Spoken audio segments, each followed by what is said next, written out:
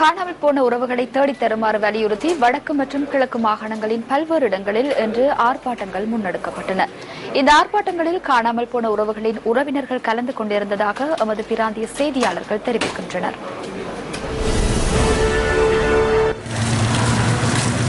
மட்டக்களப்பு மாவட்ட பெண்கள் சமாசத்தின் ஏற்பாட்டில் இந்த ஆர்ப்பாட்டம் முன்னெடுக்கப்பட்டதாக எமது செய்தியாளர் குறிப்பிடுகின்றார். காணாமல் போன உறவுகளின் புகைப்படங்கள், பதாகைகள் ஆகியவற்றை ஏந்தியவாறு கல்லடி பாலத்திற்கு அருகிலிருந்து பேரணியொன்றும் முன்னெடுக்கப்பட்டது. கல்லடி பாலத்துக்கு அருகில் ஆரம்பமாகி மட்டக்களப்பு காந்தி பூங்கா வரை பேரணியாக ஆர்ப்பாட்டக்காரர்கள் வருகை தந்தனர். 97ஆம் ஆண்டு இளங்கரான மகன் போனவர் இதுவரையில் எனக்கு கிடைக்கல. 2வது மகன் யாழ்ப்பாண மகள்கிட்ட கொண்டு போனவர், அவரும் இல்லை. நான் இன்றைக்கு இருக்க வீடு இல்லை, சாப்பாட்டுக்கு வழி இல்லை. நான் அந்த வீடு இந்த வீடு திரிகிறேன். எங்களோட கோரிக்கை என்னண்டா, இவர் எங்க இருந்தாலும் வேற தேடி கண்டுபிடிச்சு எங்களுக்கு ஒப்படைச்சிங்கன்னா பெரிய ஒரு உபகாரமா இருக்கும். இது 2005ஆம் ஆண்டு எனது கணவர் வயலுக்கு தொழில் செய்ய போனவர் வீடு திரும்பி வரவில்லை. ஆனா என்ன நடந்தது எங்களுக்கு தெரியவில்லை. இதேவேளை திருகோணமலை மாவட்டத்தின் காணாமற் போன உறவுகளை தேடித் தருமாறு வலியுறுத்தி இன்று கவனஈர்ப்பு போராட்டம் ஒன்று முன்னெடுக்கப்பட்டது. திருகோணமலை கலாசார மண்டபத்துக்கு முன்பாக நடைபெற்ற இந்த கவனஈர்ப்பு போராட்டத்தில் பெரும் எண்ணிக்கையிலானோர் கலந்து கொண்டிருந்ததாக எமது செய்தியாளர் குறிப்பிடுகின்றார்.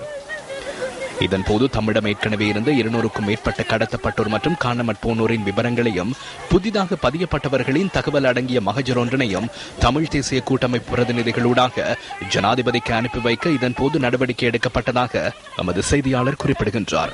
ஒரு ஆம்பளை புள்ள யுத்தத்துல காணாம போய்த்து வஞ்சையில இடப்பட்டு வடியில அதத்தில ஓடு நடத்த ராணுவம் தான் பிடிச்சது. எங்கட புள்ளைய ஒரு சொத்து பார்த்து ஒரு சாப்பாடு ஒன்றும் வேணா எங்களுக்கு எங்கட புள்ளோட உயிர் எங்க இருந்தா எங்களுக்கு காட்டி தந்தா மிச்சம் சந்தோஷப்படுவோம். என் கணவன் ஆஸ்திரேலியா போனவர் இடையில கப்பல் புடிபட்டு ஸ்ரீலங்கா நேவிக்கு ஒப்படைச்சது. நாங்க சீடியில எல்லாம் நெட்ல பார்த்து நாங்க இந்த கணவர் எல்லாரும் இருக்கிறாங்க. நேவி எல்லாம் எடுத்து விசாரிச்சு ஒப்படைச்சது உண்மை. அரைவாசி பேரை சிஐடியில ஒப்படைச்சிட்டோம். ஆனா இதுவரைக்கும் ஒரு பதிலும் இல்ல. 3 வருஷம் ஆச்சு.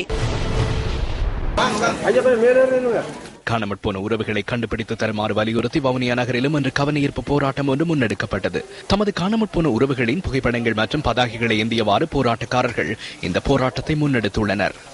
மாசம் 10ஆம் தேதி ஸ்ரீலங்கா ராணுவத்தால் கைது செய்யப்பட்டது.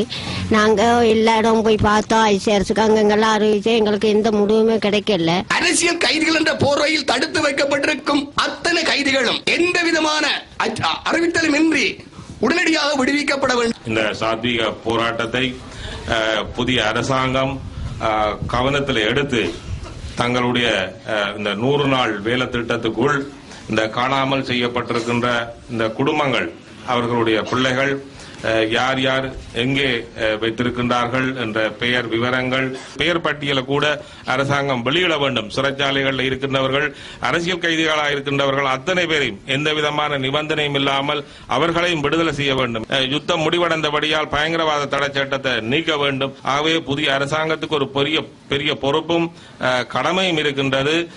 இந்த பிரச்சனையை நீடிக்காமல் இவர்களுக்கு என்ன நடந்தது என்பதை வெளிப்படுத்த வேண்டிய ஒரு பெரிய பொறுப்பு இருக்கிறது.